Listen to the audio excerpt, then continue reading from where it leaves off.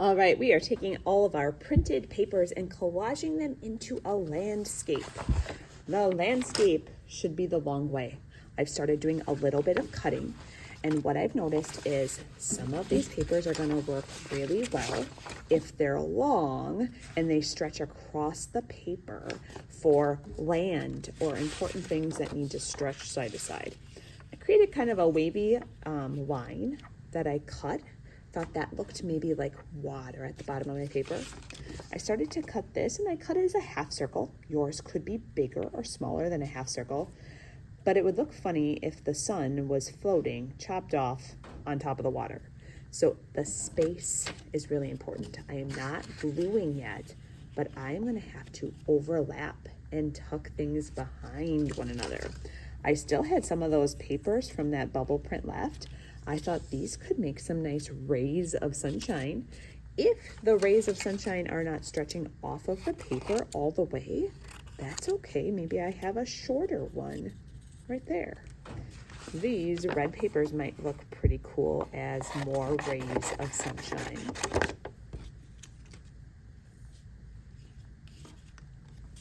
Maybe I'll have some longer ones this way. So today you are cutting shapes and arranging them on your paper so that we see the ground, the earth, and the sky. Kind of like those going maybe off the paper. I still have a lot of printed papers left. It's okay if you don't use them all today. I'm thinking maybe I'll cut some clouds. So another shape. This one is just a bumpy shape. Maybe that goes on top. Maybe the sun is going above it, kind of like that way. I still have 2 whole printed papers I have not used. Maybe I'll use just parts of them. Ooh, this is pretty cool. I have not used any of this yet. I'm wondering if maybe way off in the distance, behind the water, I might see some mountains.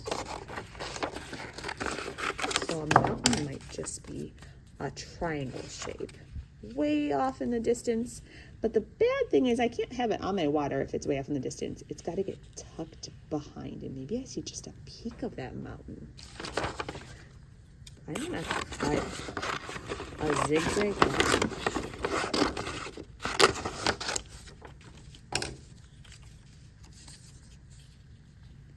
Maybe these mountains are back there too behind, way off in the distance. I see parts of them, kind of like that. I have not used this paper at all, this printed paper.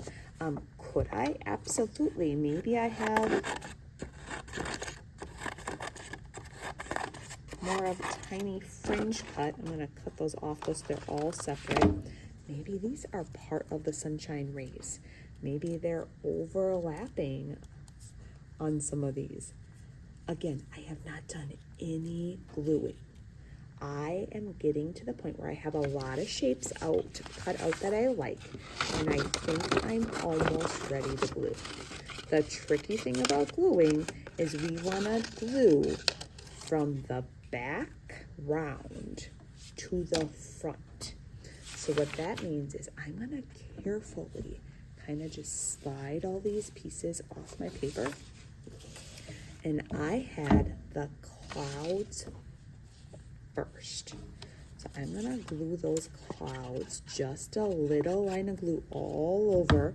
I don't want gobs coming out of my clouds. If I do all the gluing at the end, my glue is gonna let me kind of pick up pieces and tuck them behind. What I mean by that is if I glue this land at the bottom, so it looks like it's touching the bottom of my paper, it's not totally glued down yet, and I can pick it up to do some overlapping and put my sun behind. Now, my cloud is still not dried, so I can kind of move that too. If I use just the right amount of glue and I'm not making gobs of it, my paper is not going to be a sticky, icky mess. When you are done gluing, some things you might have to think about. You might have to trim anything that's hanging off the edge off to make your artwork nice and neat. And you have black markers at your table to do some outlining. This is kind of a Roy Lichtenstein style. So what I mean by outline is you might want to go over the edges where your printed papers change, and that'll help us see the difference between your land, your water, your sky. You will see the finished piece of this hanging up in the art room as inspiration for your landscape.